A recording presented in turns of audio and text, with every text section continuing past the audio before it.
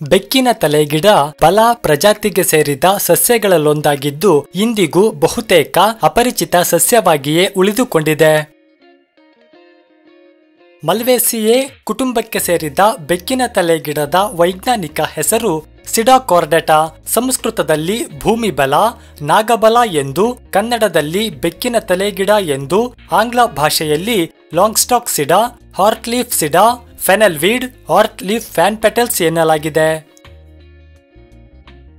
ಈ ಸಸ್ಯದ ಮೂಲ ಭಾರತವೇ ಆಗಿದ್ದು ಭಾರತ ಸೇರಿದಂತೆ ಏಷ್ಯಾದ ಉಷ್ಣವಲಯಗಳಲ್ಲಿ ಕಂಡುಬರುತ್ತದೆ. ಕುರುಚಲು ಬಂಜರು ಭೂಮಿ, ಹೊಲ ಹಾಗೂ ತೋಟಗಳ ಬದುಗಳಲ್ಲಿ ಕಾಣಸಿಗುವ ಈ ಸಸ್ಯ ನೆಲದಲ್ಲೇ ಹಬ್ಬಿಕೊಂಡು ಸುಮಾರು 2 ಅಡಿ ಉದ್ದ ಬೆಳೆಯಬಲ್ಲ ಸಸ್ಯವಾಗಿದ್ದು ಹಲವಾರು ಕವಲುಗಳಾಗಿ ಬೆಳೆಯುವ ಗಟ್ಟಿಯಾದ ಹಸಿರು ಕಾಂಡಗಳಿಂದ ಕೂಡಿದ ಸುಮಾರು 2.6 ಸೆಂಟಿಮೀಟರ್ ಉದ್ದ ಹಾಗೂ 2.2 ಸೆಂಟಿಮೀಟರ್ ಅಗಲವಾದ ಹೃದಯಾಕಾರದ ಗರಗಸದ ಅಂಚಿನಂತಹ ಮಾರ್ಪಾಡುಗಳಿಂದ ಕೂಡಿದ ಎಲೆಗಳಿದ್ದು ತಿಳಿ ಹಳದಿ ಬಣ್ಣದ 5 ದಳಗಳಿಂದ ಕೂಡಿದ ವೃತ್ತಾಕಾರದ ಪುಟ್ಟ ಪುಟ್ಟ ಹೂವುಗಳಿರುತ್ತವೆ ಹಾಗೂ ಚಿಕ್ಕ ಚಿಕ್ಕ ಕಾಯಿಗಳಿರುತ್ತವೆ.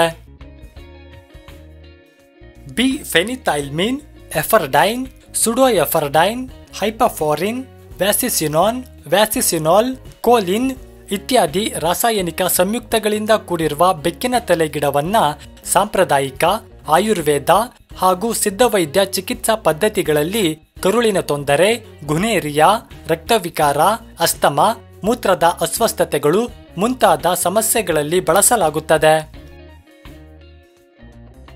ಬೆಕ್ಕಿನ ತಲೆ ಗಿಡವನ್ನ ನೇರವಾಗಿ ಉಪಯೋಗಿಸದೆ ಇದಕ್ಕೆ ಹಲವಾರು ಮೂಲಿಕೆಗಳನ್ನ ಸೇರಿಸಿ ಬಳಿಕ ಚಿಕಿತ್ಸೆಗೆ ಬಳಸಲಾಗುವುದರಿಂದ ಸಂಕೀರ್ಣ ವಿಧಾನಗಳನ್ನ ಕೈಬಿಡಲಾಗಿದ್ದು ಈ ಸಸ್ಯದ ಸಾಮಾನ್ಯ ಉಪಯೋಗವೆಂದರೆ ಈ ಗಿಡದ ಎಲೆಗಳ ರಸವನ್ನ ಆಯುಧಗಳಿಂದಾದ ಗಾಯಗಳು, ಸುಟ್ಟ ಗಾಯಗಳು ಅಥವಾ ಯಾವುದೇ ರೀತಿಯ ವ್ರಣಗಳಿಗೂ ಸಹ ಲೇಪಿಸಬಹುದಾಗಿದ್ದು ಗಾಯಗಳು ಶೀಘ್ರವಾಗಿ ಗುಣಮುಖವಾಗುತ್ತವೆ.